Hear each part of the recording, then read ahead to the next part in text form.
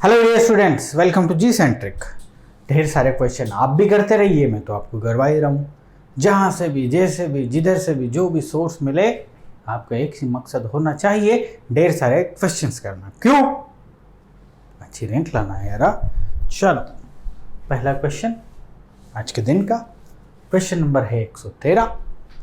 113 question क्या बोलता है देखते हैं। The loop transfer function. अच्छा, लूप ट्रांसफर फंक्शन ही ओपन लूप ट्रांसफर फंक्शन है।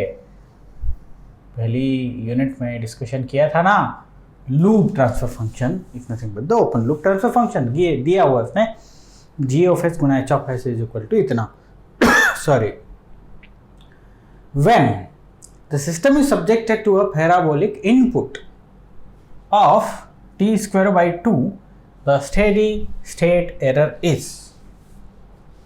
सबसे पहली बात कि अनबाउंडेड या अनडिफाइंड नाम का कोई ऑप्शन है क्या? सर नहीं है। इसका मतलब ये कि हमें चेक करने की ज़रूरत नहीं है कि ये सिस्टम स्टेबल है या नहीं। अच्छा, अनबाउंडेड यदि रहता तो इस सिस्टम को हम चेक करते सबसे पहली बात। और क्या चेक करते हैं कि सिस्टम स्टेबल है या नहीं है। स्टेबिलिटी को चेक करना पड़ता, पहला पॉइंट। यदि सिस्टम अनस्टेबल हो जाता तो आगे कुछ करने की जरूरत नहीं थी, अनबाउंडेड ऑप्शन पे लगा के आना होता। लेकिन यहाँ पे दिया नहीं है तो मतलब बाय डिफॉल्ट सिस्टम स्टेबल ही होगा। चलो, तो इसने डायरेक्ट फिर एरर पूछी है हमसे, और वो भी पैराबोलिक इनपुट के लिए। तो अब ये हमारी मेमोरी का टेस्ट ले रहा है भाई ये क्वेश्चन। गेट एग्जामिनेशन में जैसे ही एंटर करेंगे, जैसे ही ये क्वेश्चन आएगा, हमारे पास तो फॉर्मूला तैयार रहेगा हमारे दिमाग में, that is nothing but 1/k। Memory में जो बात थी वो आ गई जुबा पे, और जुबा से कहाँ आ गई? बोर्ड पे। ठीक है, जुबा का नाम लिया और तुम्हें भी वो याद आ गया क्या? विमल केसरी जुबा वाला। कॉमेडी ज्यादा हो गई। यहाँ पे आते हैं, दिस इज द एरर। चलिए सर, नाउ के एक ही जो फॉर्मूला है, that is nothing but limit S tends to 0 S square G of S.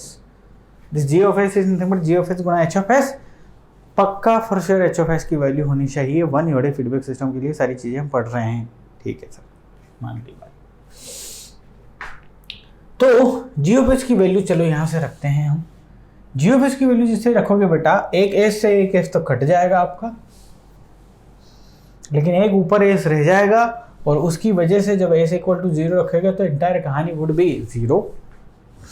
अच्छा, सो इफ इंटायर कहानी is 0, then steady state error is nothing but 1/0, and that is nothing but the infinity और infinite option है हमारे पास। Clear है? कैसा? Crystal clear. चलो आगे आते हैं। Question number 114। The step response of circuit is seen to have an oscillatory behavior। अच्छा जी, oscillatory behavior रखोगे और यूनिट स्टेप इनपुट रहेगा, मतलब स्टेप रिस्पॉन्स कहलाएगा। if the output with oscillations dying down after some time, the correct inference या inferences regarding the transfer function from input to output is, और gate 2021 का यानी कि MSQ भी हो सकता है। सॉरी, क्या हो रहा है भाई यार, मल्टीपल सिलेक्शन टाइप के भी क्वेश्चन इंट्रोड्यूस हो गए हैं गेट एग्जामिनेशन में, और ये MSQ ही है। आपने पूरा पढ़ लिया, आपको समझ में आ गया कि एक सिस्टम है, ऑसिलेटरी बिहेवियर है, डाइंग डाउन है। तो कौन सा स्टेटमेंट सही रहेगा, आइए पढ़ते हैं हम। सबसे पहली बात तो यह है कि ऑसिलेशंस वो भी डाइंग डाउन टाइप के, यानी कि वक्त के साथ चीजें क्या हो जा रही हैं, ढल जा रही हैं। ऑसिलेशंस जो हैं वो गिर जा रहे हैं, लाइक दिस। जैसे कि आप मोटिवेट होते हो पढ़ना स्टार्ट, ओ हो, और वक्त के साथ डाइंग डाउन। डाइंग डाउन करना, लेकिन गेट एग्जामिनेशन के बाद। गेट की एग्जामिनेशन को इस पॉइंट पे होने देना जब आप एकदम पीक पे रहो। यहाँ पे गेट की एग्जाम होना चाहिए, उसके बाद तो डाइंग डाउन क्या फर्क पड़ता है। तो ये कहानी जो थी बेटा वो जीटा 0 से 1 के लिए ही थी ना। इसी सिस्टम को हमने क्या बोला था, अंडर डैम सिस्टम बोला था ना भैया, यस और नो। और अंडर डैम सिस्टम के ही जो रूट्स हैं वो हमने कॉम्प्लेक्स कॉन्जुगेट रूट्स पाए थे या नहीं पाए थे। अभी ये इंफॉर्मेशन मेरे पास है, आइए पढ़ते हैं कि क्या बोल रहा है हमसे। पहला ऑप्शन है, स्टेटमेंट है that it is of at least second order. हाँ, ये बात तो बिल्कुल सत्य है कि सेकेंड ऑर्डर तो एटलीस्ट होना ही पड़ेगा, because oscillations are there. First order में there is no oscillation. Second order minimum तो होना ही पड़ेगा एटलीस्ट। हायर ऑर्डर भी हो सकता है, 3 order, 4 order, 5 order, doesn't matter, but जहां सेकेंड ऑर्डर आ गया मतलब ऑसिलेशंस कहीं ना कहीं कैसे न कैसे आपके पास रहेंगे ही रहेंगे। ठीक है, कैमरे में सब कुछ ठीक आ रहा है कि नहीं आ रहा है भैया, ये कंसर्न रहता है मेरे लिए। दूसरा ऑप्शन है that it does not have a real pole. यार रियल पोल से वास्तविकता इसकी मुझे तो नहीं लग रही इतनी कि ये इतना स्टेटमेंट है कि that it does not have a real pole. ये बात तो द करेक्ट, अच्छा करेक्ट इसमें पूछा था कि सत्य कौन सा है, that it does not have a real pole. इसका कहने का मतलब है रियल पोल है ही नहीं। अरे रियल पोल तो होना पड़ेगा ना, रियल वैल्यू तो, that it does not have a real pole. Real pole होगा ही नहीं तो काम कैसे चलेगा। आगे पढ़ के मैं सारी चीजें समझाने की कोशिश करता हूं। That it has at least 1 pole pair that is under damp. बिल्कुल, ये तो चाहिए ही चाहिए हमें, अंडर डैम पोल पेयर तो चाहिए ही चाहिए राजा। ये भी सही है, ये भी सही है। ए और सी तो लगा दिया आपने। दूसरा, the last one is that it is a first order system. No, ये गलत बात, ये नहीं हो सकता। और अब that it does not have a real pole, वो साफ साफ बोल दिया कि ये रियल पोल है ही नहीं इसमें। भाई रियल पोल नहीं होगा ये तो कंडीशन है ही नहीं। आपने अंडर डैम सिस्टम में भी देखा था, और अंडर डैम सिस्टम में यदि कोई पोल इसमें आ भी रहा है तो भी ऑसिलेशन जो होंगे वो तो ऐसे ही होने हैं। किस टाइप के, जो हमने देखे हैं। ठीक, तो इसका आंसर क्या होगा, ए और सी इज द करेक्ट आंसर। चलिए अब आपके सामने क्वेश्चन नंबर 115 है। क्या बोल रहा है question, a thermometer processing a thermal time constant 0.5 minute. Time constant नाम की चीज दी हुई है sir. Okay, is introduced in a bath where the temperature is increasing at a constant rate of 5 degree per minute. The steady state error in the thermometer reading is। वाह लाजवाब sir, ये thermometer है और इसमें input 5 degree centigrade पर minute का है, steady state पूछा जा रहा है।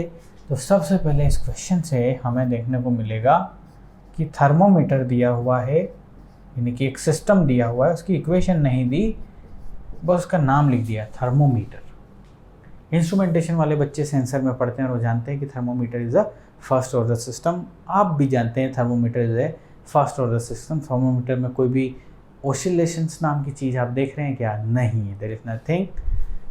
सो थर्मोमीटर एक फर्स्ट ऑर्डर सिस्टम है, और यदि ये फर्स्ट ऑर्डर सिस्टम है तो इसका जो ट्रांसफर फंक्शन है वो होगा 1/1 + s टाउ। ये बात तो सत्य है। Now k is the gain, और हमें पता नहीं है गेन की वैल्यू। चलिए हम k = 1 ले लेते हैं। गेन का मतलब 1 का मतलब ये, थर्मोमीटर को जो भी दोगे मल्टीप्लाई विथ 1 और आउटपुट मिल जाएगा, मतलब जो इनपुट है एज इट इज आउटपुट मिल जाएगा। ये मैं इसका मतलब है k = 1 की वैल्यू का। गेन 2 होता तो जो भी इनपुट है मल्टीप्लाई विथ 2 और you are getting the output. ठीक है सर, तो थर्मोमीटर जो है ना फर्स्ट ऑर्डर सिस्टम, ये तो समझ लिया।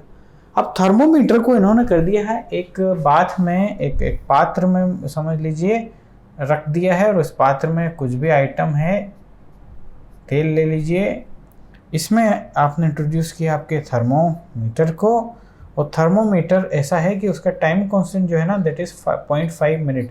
This is the time constant of this thermometer.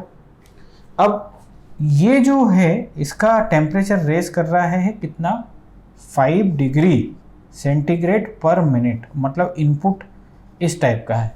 ये तो रैंप टाइप का इनपुट हो गया ना, तो ये रैंप टाइप का इनपुट हो गया क्या? जी हाँ, रैंप टाइप का ही हो गया, 5 डिग्री सेंटीग्रेड पर मिनट, मतलब या समझिएगा ज़रा, ये रैंप इनपुट हो गया, मतलब इसका इनपुट समय के साथ एक इस टाइप से चेंज हो रहा है, कांस्टेंट तरीके से चेंज हो रहा है ना, लाइक दिस। तो ये तो रैंप इनपुट हो गया। इफ दिस इज द समय t and this is the ये इनपुट r ऑफ t, तो 1 मिनट पे ये 5 डिग्री होगा, 5 डिग्री, अगले मिनट में ये 10 डिग्री होगा। तो ये एक लीनियर इक्वेशन आ गई ना, मतलब लीनियर तरीका। तो यही तो था रैंप इनपुट, यस और नो? हाँ सर यही था। अच्छा, तो मान लो इस इक्वेशन लिखनी हो इस लाइन की, तो y is equal to mx आपने देखा है या नहीं देखा है जी? y यानी कि r ऑफ t, स्लोप ये 5 है ना, 5 एंड समय है t, 5t, u of t भी ले लीजिए। सो ये इनपुट हो गया किसके लिए? हमारे थर्मोमीटर के लिए। अब आप खुद सोचिए, थर्मोमीटर जो कि एक फर्स्ट ऑर्डर सिस्टम है और वो है 0.5s, इस थर्मोमीटर को इनपुट दे दिया है 5tu of t, will get output c of t, yes और नो? लेकिन हमसे क्या पूछा? The steady state error in the thermometer reading is, error दी गई है, एरर पूछी गई है आपसे, है ना? तो एरर पूछी गई है, कैसे निकालते हैं आओ जरा देखते हैं। अपन c ऑफ t को कैलकुलेट करते हैं। तो यहाँ पर तो अभी c ऑफ s लेना पड़ेगा, s डोमेन में मुझे पता है।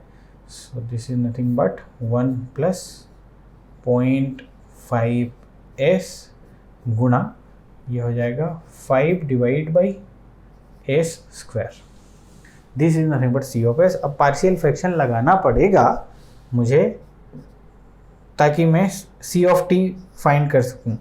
तो पार्शियल फ्रैक्शन लगाएं आप।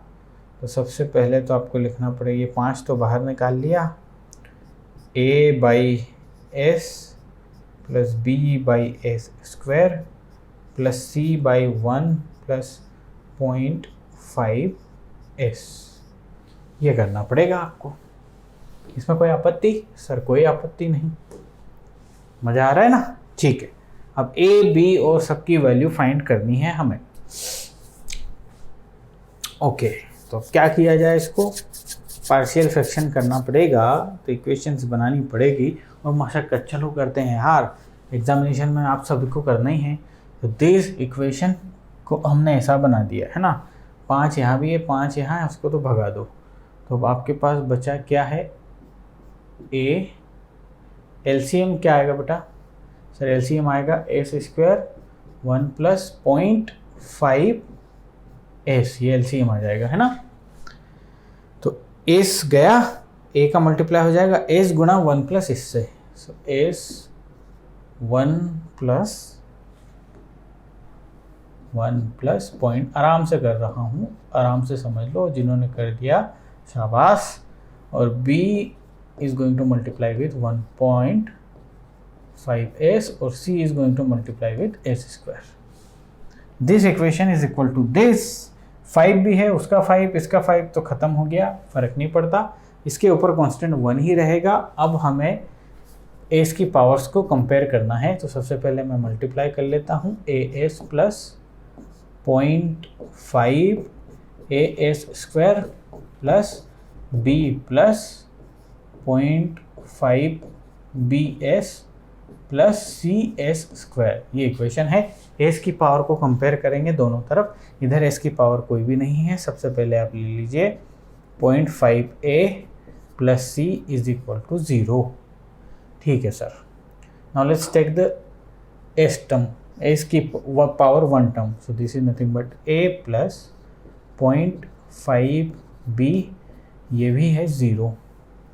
तो ये हो गया, इनका भी काम हो गया। अब कॉन्स्टेंट टर्म b और b की वैल्यू है 1, b की वैल्यू 1, ठीक है। यदि b की वैल्यू 1 है तो a की वैल्यू यहाँ से क्या आ गई बेटा, -0.5, ये a की वैल्यू आ गई।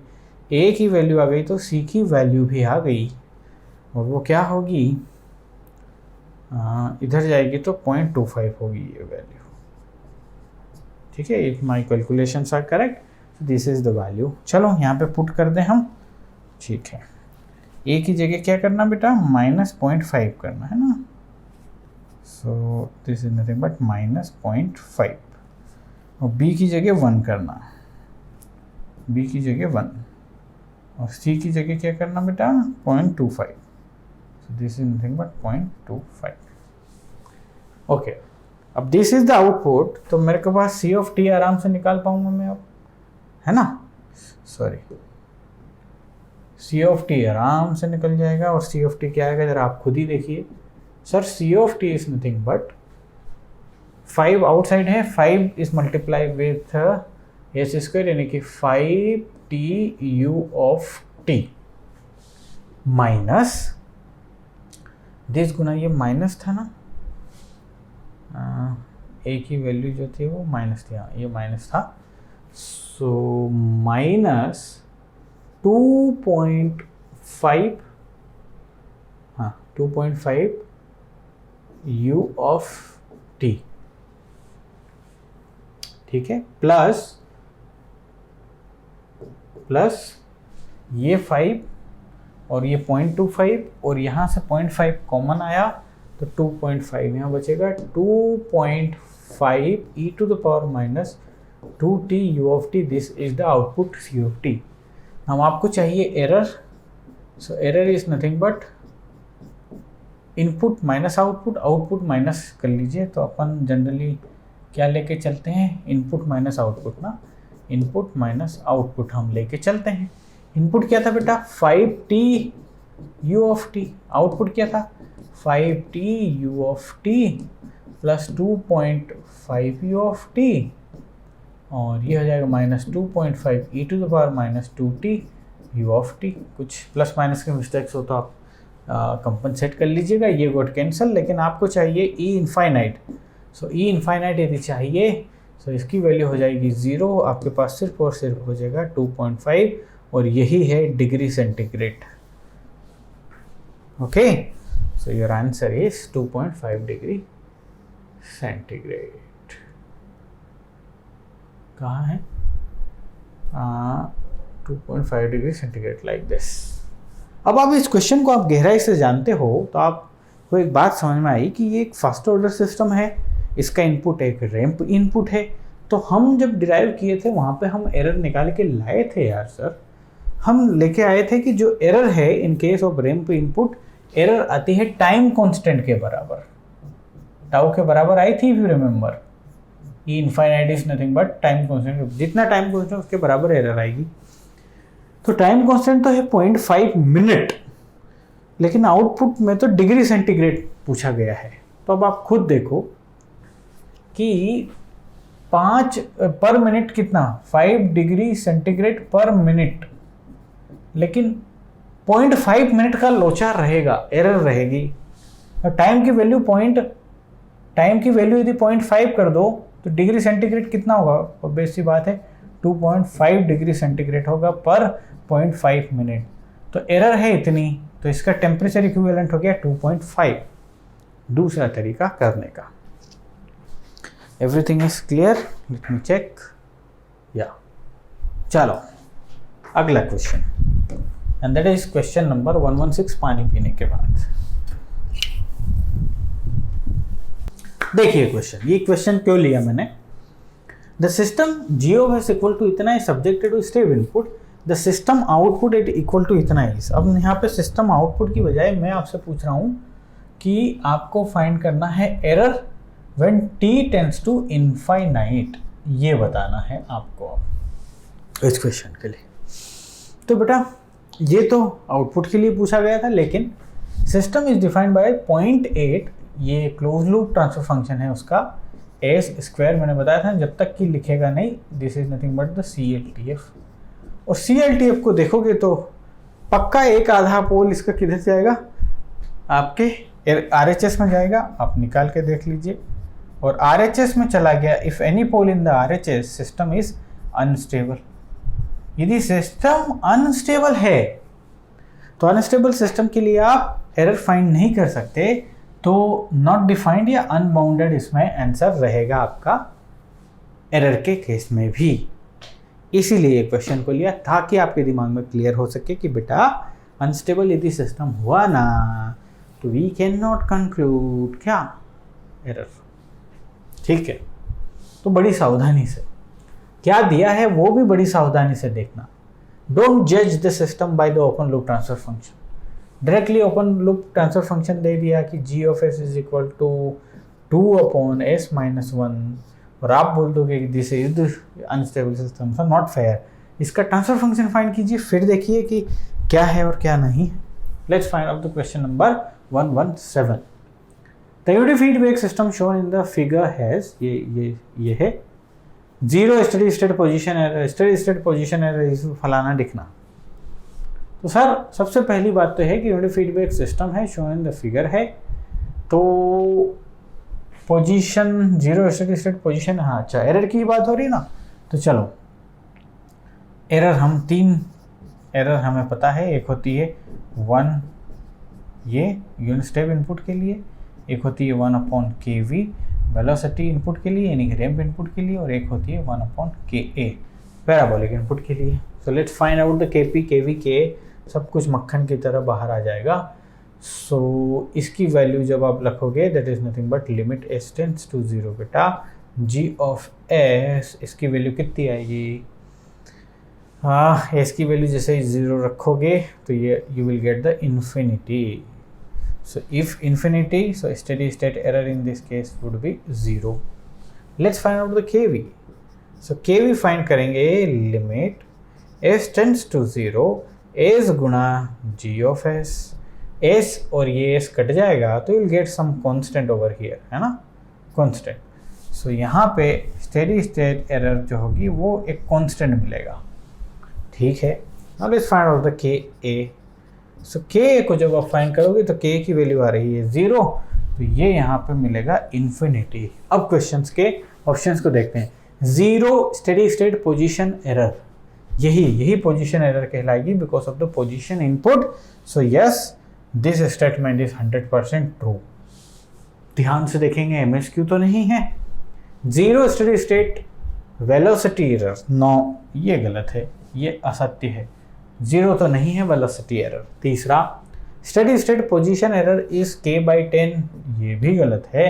और चौथा steady state velocity error is this, ये भी गलत। Steady state velocity error is k/10, हाँ ये मैंने नहीं देखा अभी तक, मैं करके देख लेता हूँ कि इसकी वैल्यू क्या आएगी। Steady state velocity error is k/10 units. चलो फाइंड करते हैं अपन kV की वैल्यू। सो बेटा kV की वैल्यू s से s कटा, सो k/10 is the value of kV। तो एरर की वैल्यू हो जाएगी 10/k, एरर की वैल्यू इसमें हो जाएगी 10/k। लेकिन यहाँ पूछा steady state velocity error is k/10, no this is wrong answer. लेकिन यहाँ पे लिखा होता है steady state velocity constant is k/10, तो ये भी सही होता है और ऑप्शन लगाते हैं हम A और D। बड़ी सावधानी से करेंगे गेट एग्जामिनेशन में, ध्यान रखिएगा इस बात का। ठीक है, अगला क्वेश्चन देखें। और अगला क्वेश्चन आपको क्या बोल रहा है कि the block diagram shown in the figure gives a unity feedback closed loop control system. The steady state error in the response of the above system to unit step input is. The block diagram shown in the figure gives a unity feedback closed loop control system. Steady state error in the response of above system to unit step के लिए steady state error पूछा है।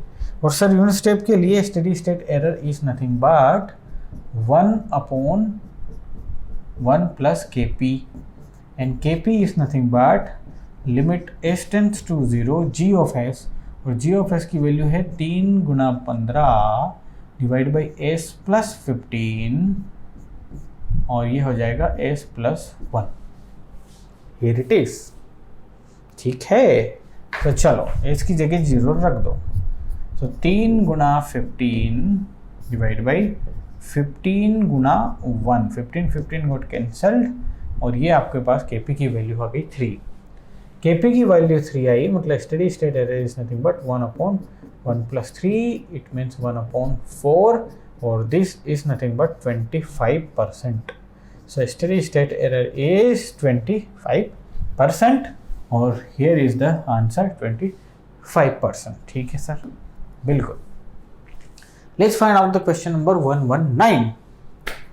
The close loop transfer function of unity feedback control system is given by this. Oh, ध्यान से, ये क्या दे दिया उसने। अब जो बंदा अच्छे से पढ़ेगा, जिसे मैं सिखा रहा हूँ कि बेटा अच्छे से पढ़ना, वो इसे CLTF समझा। Determine the steady state error for a unity ramp input. Sir ramp input है और वो भी यूनिटी रैंप इनपुट है, तो steady state error is nothing but 1 बेटा KV। Now KV is nothing but limit S tends to 0 S गुना G of S। अब जो ध्यान से नहीं पढ़ेंगे वो डायरेक्ट इसको उठा के यहाँ रखेंगे और एग्जीक्यूशन कर देंगे। मेरे पास तो क्लोज लूप ट्रांसफर फंक्शन है और वो है KS plus beta divide by S² plus alpha S plus beta.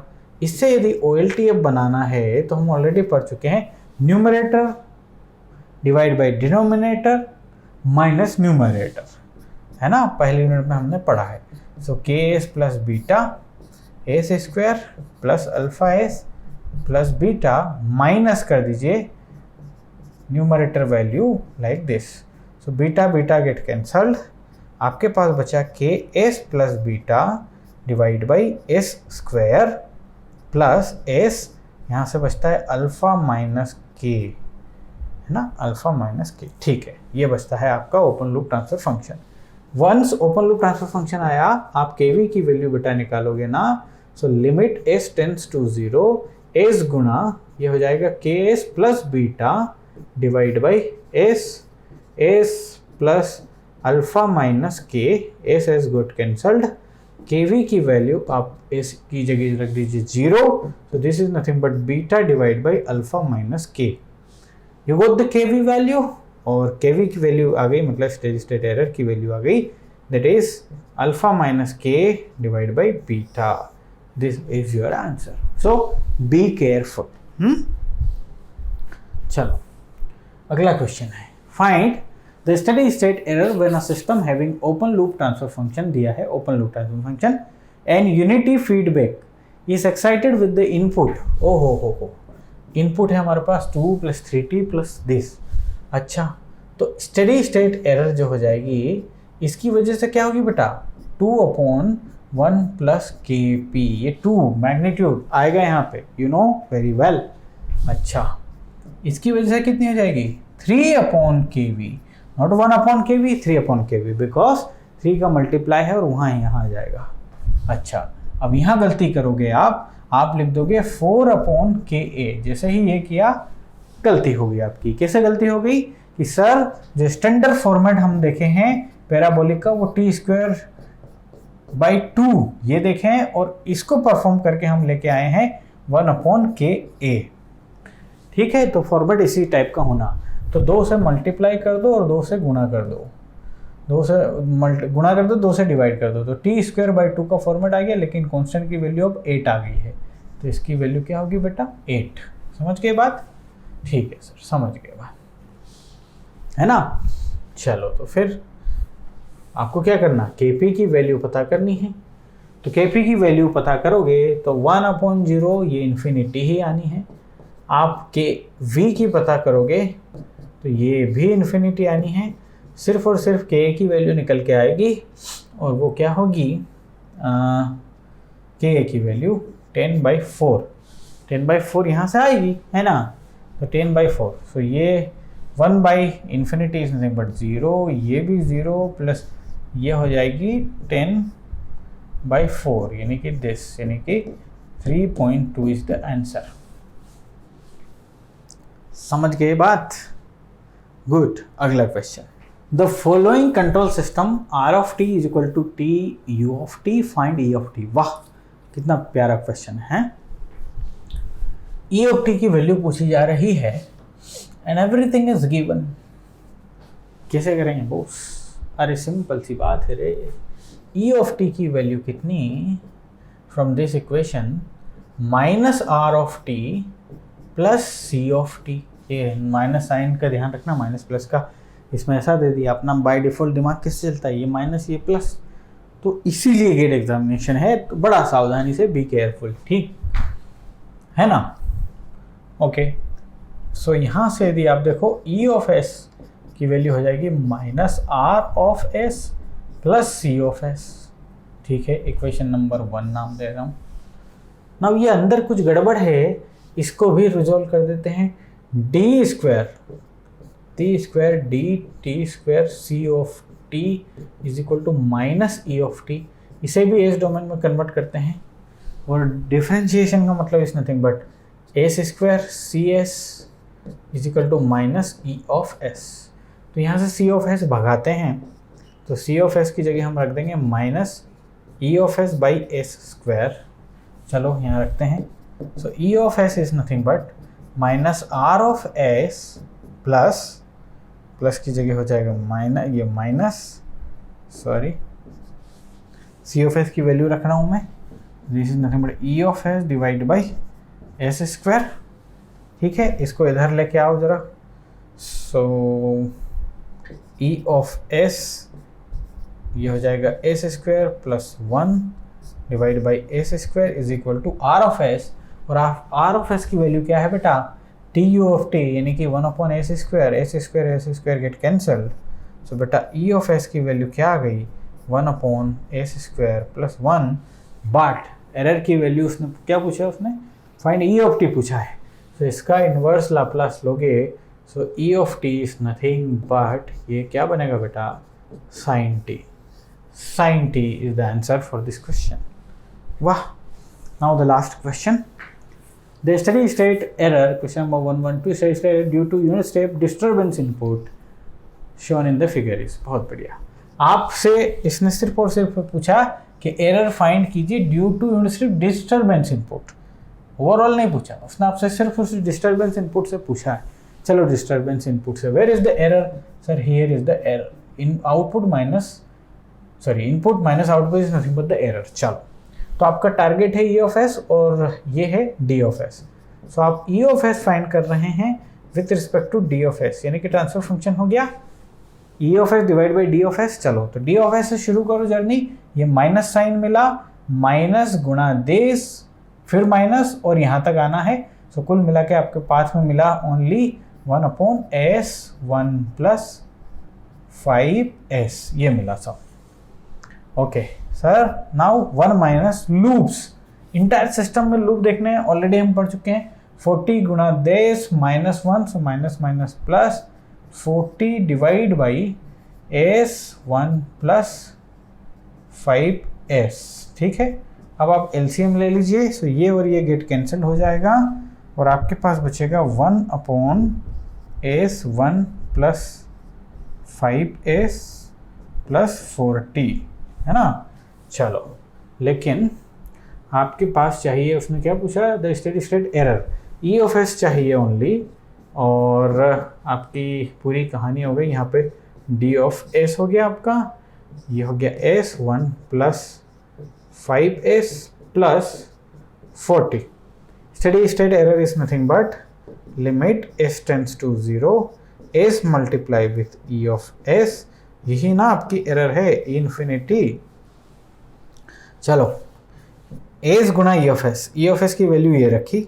So S गुणा डी ऑफ एस, जो कि खुद एक यूनिट स्टेप है, वो दे दिया unit step disturbance, divide by S 1 plus 5s plus 40। ये गॉट कैंसल्ड, एस की जगह आप रख दीजिए 0। सो 1/40 इज योर आंसर, और 1/40 की वैल्यू होती है 10। Everything is clear. मिलेंगे अगली क्लास में।